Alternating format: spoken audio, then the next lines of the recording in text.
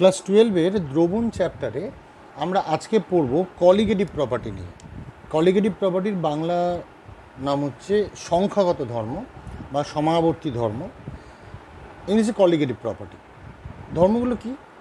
Colligative property বলতে বোঝাচ্ছে যে কোনো একটা দ্রবণের প্রপার্টি, দ্রবণ মানেই হচ্ছে দ্রাব, তার মধ্যে দ্রাবক, এ দুজন আছে। কলিগেটিভ প্রপার্টি বলতে বোঝাচ্ছে কোনো একটি দ্রবণের যে ধর্ম, দ্রবণের অনেক ধর্মই হয়, তার স্ফুটনাঙ্ক, তার হিমাঙ্ক, তার চাপ, তার বাষ্পচাপ, তার অভিস্রবণ চাপ, অনেক কিছু হতে পারে দ্রবণের। কিন্তু যে যে ধর্মগুলো দ্রবণের কেবলমাত্র দ্রাবের কণা সংখ্যার ওপর নির্ভরশীল, কণা সংখ্যা, এখানে কিন্তু দ্রাবের নেচার না, দ্রাবটা তরিযোজী না সমযোজী, দ্রাবটা হাইড্রোজেন বন্ধন করে কি না, দ্রাবের কণার আকার কীরকম, কোনো কিছুর ওপর নির্ভর করবে না, দ্রাবের কণা সংখ্যার ওপর নির্ভর করবে। সেই সমস্ত ধর্মগুলোর নাম দিচ্ছি আমরা কলিগেটিভ প্রপার্টি। কণা সংখ্যা বলতে কি? যেমন আমরা দুটো জারে দুটো দ্রবণ নিয়েছি, দুটোর মধ্যে জল, এটাতে জল আছে দ্রাবক হিসাবে, এটাতেও জল আছে দ্রাবক হিসাবে। দ্রাবক হিসাবে এখানে দেওয়া হয়েছে গ্লুকোজ C6H12O6, এখানে দেওয়া হয়েছে সোডিয়াম ক্লোরাইড, দুটো সম্পূর্ণ পৃথক জিনিস। ধরলাম এখানে গ্লুকোজের X সংখ্যক কণা আছে, অণু আছে, এখানে ধরলাম সোডিয়াম ক্লোরাইডেরও X সংখ্যক অণু আছে। তাহলে এইখানের কলিগেটিভ প্রপার্টি যা হবে এই দ্রবণটারও কলিগেটিভ প্রপার্টি তাই হবে। অর্থাৎ কি? অর্থাৎ দুটোর মধ্যে সম্পূর্ণ পৃথক ধরনের দুটো দ্রাব মেশানো হয়েছে, তরিযোজী সমযোজী, আকারে বড় আকারে ছোট, কিন্তু যেহেতু দুটো দ্রবণের মধ্যে দ্রাবের কণা সংখ্যা সমান, তার জন্যে কলিগেটিভ প্রপার্টিগুলো এই দ্রবণ দুটোর সংখ্যাগত ধর্মগুলো কিন্তু সবসময় সমান হবে, একই হবে। কী কী কলিগেটিভ প্রপার্টি আছে? প্রথম কলিগেটিভ প্রপার্টির নাম দেওয়া হয়েছে বাষ্পচাপের আপেক্ষিক অবনমন। বাষ্পচাপ আগের একটা ভিডিওতে আমরা আলোচনা করেছি, সে আগের ভিডিওটা দেখলে বুঝতে পারবে। বাষ্পচাপ বলতে বোঝাচ্ছে যে কোনো একটি তরল যখন তার নিজস্ব বাষ্পের সাথে সাম্যাবস্থায় থাকে, তখন সেই বাষ্প যে চাপটা প্রয়োগ করে, সেই চাপটাকে তরলের বাষ্পচাপ বলে। এই বাষ্পচাপের আপেক্ষিক অবনমন, যে বাষ্পচাপ যে কমে যায়, সেই কমে যাওয়াটা, অবনমনটা হচ্ছে কলিগেটিভ প্রপার্টি। মানে এক সংখ্যক কণাযুক্ত এই গ্লুকোজ কণাযুক্ত এই দ্রবণটার বাষ্পচাপের যত অবনমন, আপেক্ষিক অবনমন ঘটবে, এক সংখ্যক NaCl যুক্ত এই দ্রবণটারও বাষ্পচাপের আপেক্ষিক অবনমনের পরিমাণটা বা তার মানটা সেম। তো প্রথম কলিগেটিভ প্রপার্টির নাম হচ্ছে বাষ্পচাপের আপেক্ষিক অবনমন। দ্বিতীয় কলিগেটিভ প্রপার্টি স্ফুটনাঙ্কের উন্নয়ন।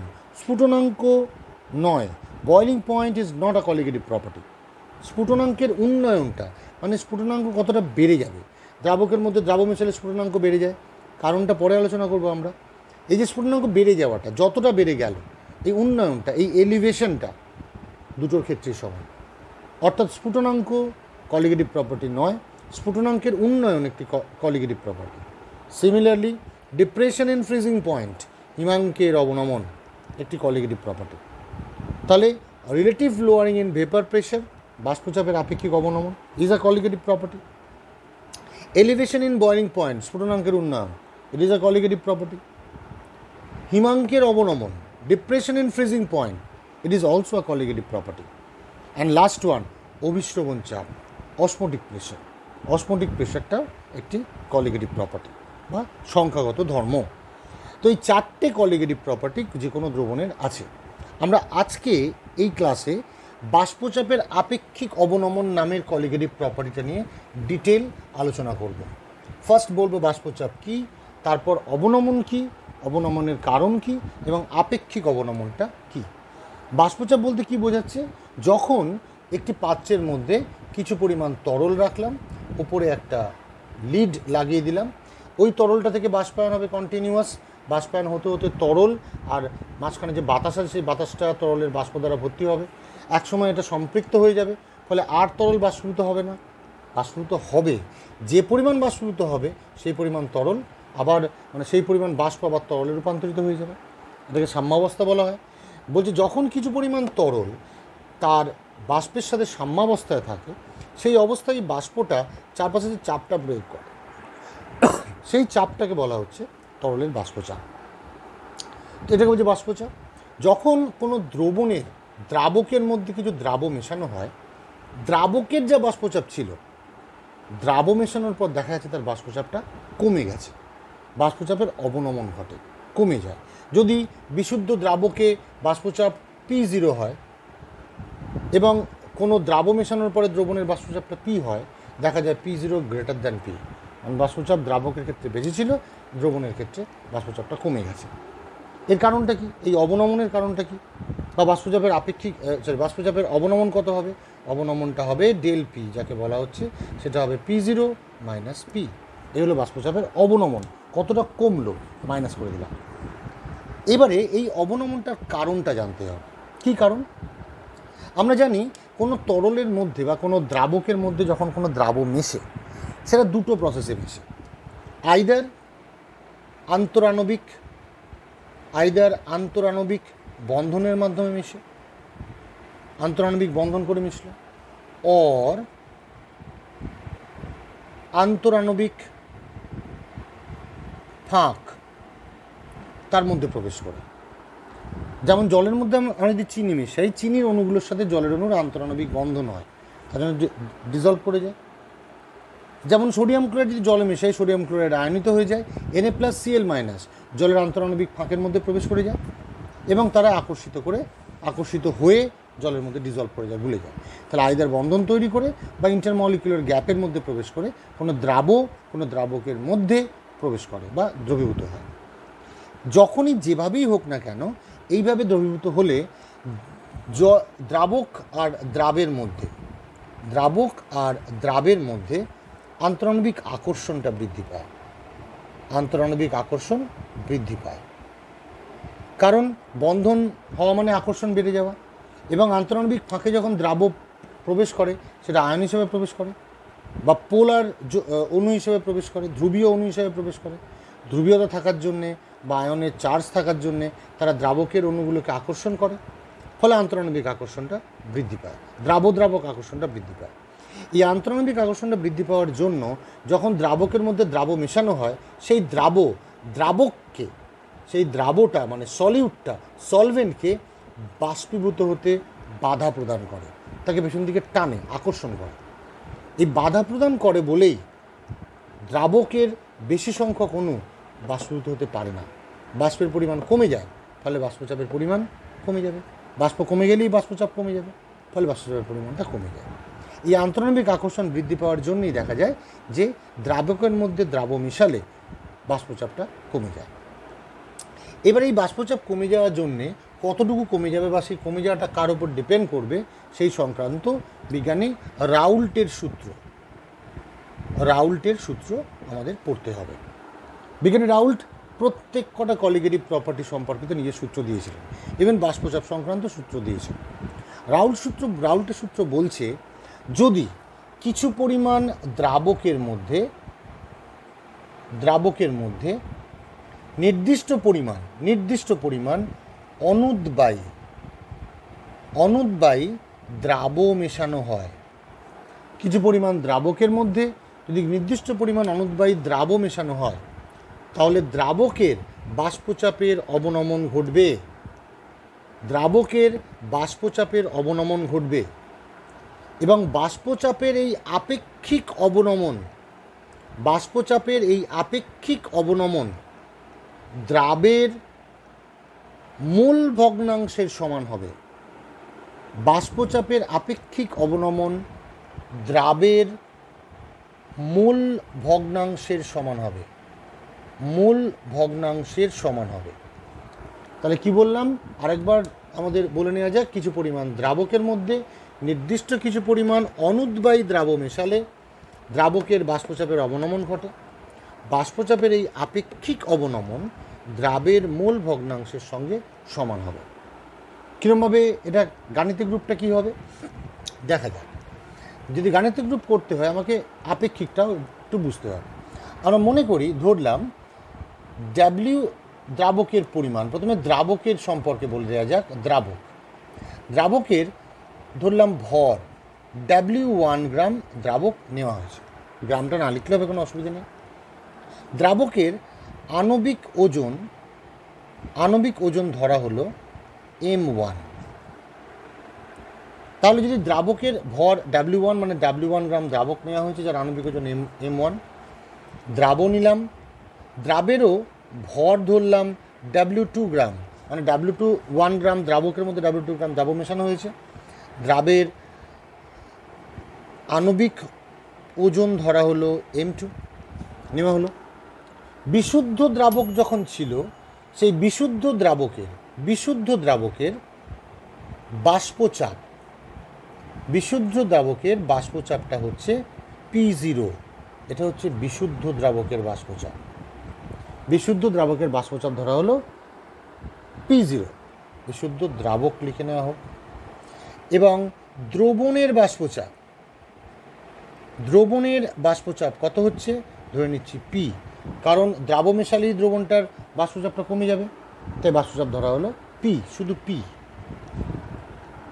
এবার আপেক্ষিক অবনমন কী করে বের করব? আপেক্ষিক বলতে বোঝায় একক পরিমাণে কতটা কমে, একক পরিমাণে কি পরিমাণ চাপ কমেছে। তাহলে দ্রাবকের বাষ্পচাপ P0 ছিল, দ্রবণের বাষ্পচাপ হলো P। একটু আগেই দেখলাম বাষ্পচাপের অবনমন ঘটবে, তাহলে ডেল P ইকুয়ালস টু হচ্ছে P0 মাইনাস P। তাহলে আগে ছিল P0 চাপ, তাহলে বলতে পারি P0 চাপের মধ্যে চাপ কমলো ডেল P পরিমাণ, তাহলে একক পরিমাণের মধ্যে চাপ কমলো কত, ডেল P বাই P0। এই ডেল P বাই P0টাই হচ্ছে বাষ্পচাপের আপেক্ষিক অবনমন। ডেল Pর জায়গায় বসিয়ে দিই P0 minus P by P0, তাহলে এটা হচ্ছে বাষ্পচাপের আপেক্ষিক অবনমন। তাহলে যদি বাষ্পচাপের আপেক্ষিক অবনমন P0 মাইনাস P হয়, তাহলে সমীকরণ কি দাঁড়াবে? আমরা এটাকে একটু মুছে নিচ্ছি। তাহলে সমীকরণ দাঁড়াচ্ছে আমাদের বাষ্পচাপের আপেক্ষিক অবনমন মানে P0 minus P by P0 দ্রাবের মোল ভগ্নাংশের সমান। আমি ধরলাম দ্রাবের মোল ভগ্নাংশ হচ্ছে x2 ধরে নিলাম, তাহলে এটা হচ্ছে রাউল্টের সূত্রের গাণিতিক রূপ, P0 minus P by P0 equal to x2। আমি যদি এটাকে একটু সিম্পলিফাই করে নিই, কী করে সিম্পলিফাই করা যায়? x2 মানে মোল ভগ্নাংশ, জানি মোল ভগ্নাংশ মানে নাম্বার অফ মোল, দ্রাবের মোল সংখ্যা বাই মোট মোল সংখ্যা। দ্রাবের N1 মোল ধরেছি এবং দ্রাবের N2 মোল ধরেছি এবং দ্রাবকের N1 মোল ধরেছি, তাহলে দ্রাবের মোল ভগ্নাংশ কী পেলাম? N2 by N1 plus N2।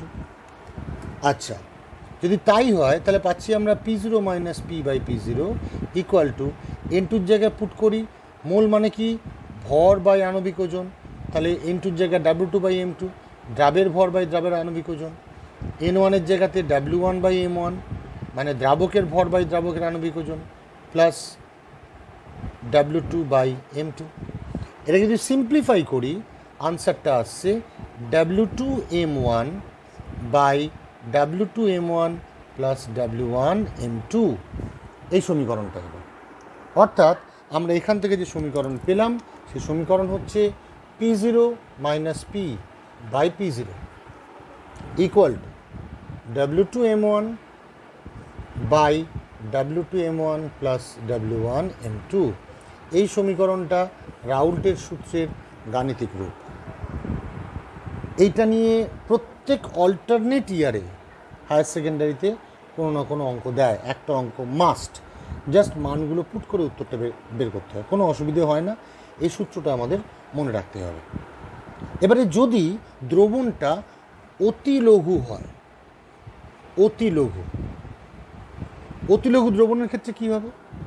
অতিলঘু দ্রবণের ক্ষেত্রে দেখা যায় যদি অতিলঘু দ্রবণ হওয়া মানে কি? অতিলঘু দ্রবণ হওয়ার মানে হচ্ছে যে N1 মানে দ্রাবকের মূল সংখ্যা too much greater than N2, দ্রাবের মূল সংখ্যা থেকে অনেক বেশি। তার জন্য কী হয়, এই জন্য আমরা নিতে পারি দেয়ারফোর N1 প্লাস N2-কে নিয়ারলি ইকুয়াল টু আমরা N1 ধরে নিতে পারি, কারণ Nটা অনেক বড় N2-র থেকে। তাহলে ইকুয়েশনটা কি দাঁড়াচ্ছে? তাহলে অতিলঘু দ্রবণের ক্ষেত্রে ইকুয়েশন দাঁড়াচ্ছে P0 minus P by P0 equal to N2 by N1, কারণ N1 প্লাস N2-র জায়গাতে N1 পুট করে দিয়েছি। ইকুয়েশনটা যদি আমি W2 বাই M2 পুট করে দিই তাহলে ইকুয়েশন পাবো W2 M1 by W1 M2, মানে N1 এর জায়গাতে W2/N2, N1 এর জায়গাতে W1/M1 বসিয়ে দিলাম, বসিয়ে আমরা এই সমীকরণ পেলাম। তাহলে আমরা দুটো সমীকরণ পাচ্ছি, জেনারেল ইকুয়েশন এইটা যে কোনো যৌবনের ক্ষেত্রে, আর অতিলঘু যৌবনের ক্ষেত্রে আমরা N2টাকে নিচ থেকে N2টাকে নেগলেক্ট করে দিয়ে পাচ্ছি ইকুয়েশন P0 - P/P0 = W2M1/W1M2 এই ইকুয়েশন। যদি সমীকরণের মধ্যে অতিলঘু উল্লেখ না করে দেওয়া থাকে, তাহলে আমাদের মেন মানে অঙ্কের মধ্যে যদি উল্লেখ করে না দেওয়া থাকে, আমাদের মেন সমীকরণটা ইউজ করলেই চলবে। এটা হচ্ছে অল অ্যাবাউট বাষ্পচাপের আপেক্ষিক অবনমন। এখান থেকে দু ধরনের প্রশ্ন আসে। প্রথম প্রশ্ন হতে পারে লটাকে স্টেট করতে বলতে পারে বা লটাকে পুরো দিতে বলতে পারে। দ্বিতীয় হচ্ছে যে গাণিতিক প্রশ্ন। গাণিতিক প্রশ্ন মানে এই দুটো থেকে ছাড়া গাণিতিক প্রশ্ন সেরকম কিছু আসে না। অনেক সময় একটু অঙ্কে ভাষা বদলে দেয়, মানে ভাষা বদলে দেয় in the sense number of mole না দিয়ে বা চাপগুলো ডাইরেক্ট না বলে ভরের পরিবর্তন বলে। ভরের পরিবর্তন, দ্রাবকের ভরের পরিবর্তন মানে কত ভর কমে গেল, দ্রাব মেশানোর ফলে কত ভর দ্রাবকের কমলো, সেরকম কিছু দেয়। তো সেই ভরের পরিবর্তনগুলোকে আমরা এই চাপের পরিবর্তনের সঙ্গে বসাতে পারি। তার কারণ দ্রাবকের যদি বিশুদ্ধ দ্রাবক নেওয়া হয়, দ্রাবকের যত ভর কমে যাবে, সেই কমে যাওয়া ভরটা কোথায় যাচ্ছে? বাষ্পীয় অবস্থায় যাচ্ছে। অর্থাৎ যত দ্রাবকের ভর কমবে তত তার বাষ্পচাপটা বাড়বে। সুতরাং দ্রাবকের যে ভরটা কমছে সেটা বাষ্পচাপের সঙ্গে ব্যস্তানুপাতিক, কারণ দ্রাবকের পরিমাণ কমে গেলে সেটা বাষ্পে রূপান্তরিত হয় বলে বাষ্পচাপের পরিমাণটা বাড়বে। তাহলে আমাদের যদি দ্রাবকের পরিমাণ দিয়ে দেয়, বাষ্পচাপের সঙ্গে ব্যস্তানুপাতিক ধরে নিয়ে আমরা যা দ্রাবকের পরিমাণ দেবে, দ্রাবকের হ্রাসপ্রাপ্ত দ্রাবকের পরিমাণ দেবে, সেটা আমরা বাষ্পচাপের সঙ্গে ইনভার্সলি প্রপোর্শনাল করে 1/, করে তার অনন্যকটা বসিয়ে দিলে আমাদের উত্তরটা বেরিয়ে আসবে। এটা হচ্ছে আমাদের বাষ্পচাপের আপেক্ষিক অবনমন এবং সেই সংক্রান্ত রাউল্টের সূত্র।